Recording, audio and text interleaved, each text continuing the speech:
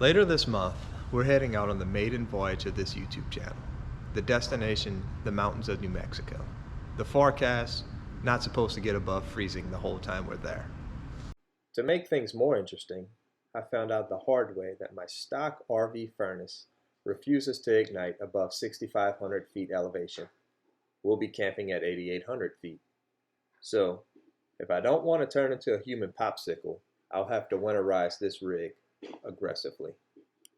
Today, I'm showing you exactly what we did to prepare for this trip. We're talking heat tracing, tank heaters, and a diesel heater setup that allows us to heat the rig without drilling a hole in the side of the RV. I'll also show you some other things we did for supplemental heating. Let's get into it.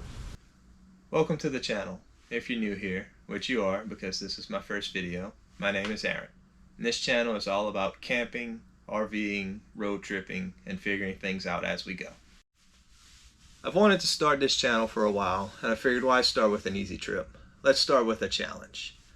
Most RVs are honestly set up for 3 seasons, and taking an RV into sub-zero temperatures for a week can be a challenge if you don't prep. If you don't prep properly, your pipes will freeze and you're going to have a bad time. The first priority in protecting an RV for winter camping is the plumbing. An RV is basically a rolling tent with plastic pipes underneath it. If those freeze, it's game over. I spent a good chunk of yesterday crawling around underneath the rig. The first step was active heating. I installed heat trace cable along my main water lines.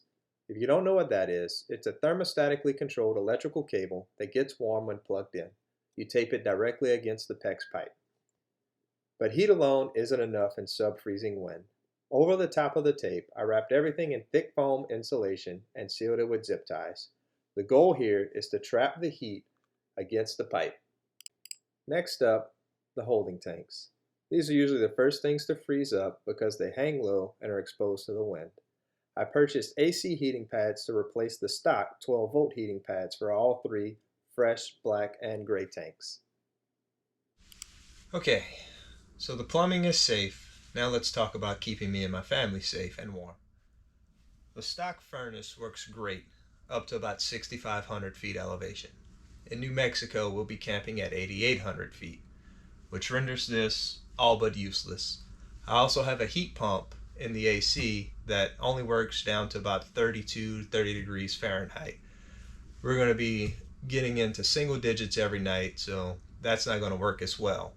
We needed to find another main source of heat coming into the RV. That's where the Bouge RV diesel heater comes in.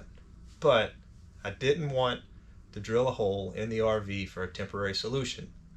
So with this being a Class C RV, I was able to fab up a flange where I could roll down my driver's window and stick the flange in, roll it back up, and pipe that heat in. I'll show you that later, but that should supply a decent amount of heat for us as we're camping.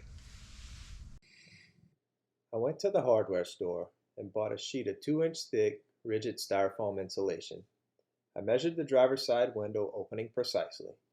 I cut the foam to fit snugly in the window track, then I cut a circular hole right in the middle that perfectly matches the diameter of the diesel heater. To set it up, I just roll the window down, pop the foam flange in, and roll it up to tightly sandwich it in place. The 2-inch foam provides insulation for the window gap, and the duct passes right through the center. So, the tanks are heated, the lines are heated, the diesel heater's heating us in here. I also have a heat strip on my back AC, which should work in sub-zero temperatures, and we'll probably use a small tower heater on a lower wattage setting. The third part and final part of everything is this RV skirting that I bought. When the wind starts blowing, we'll get that tunnel effect, and even with all the preparation work we did, it could still cause freezing underneath.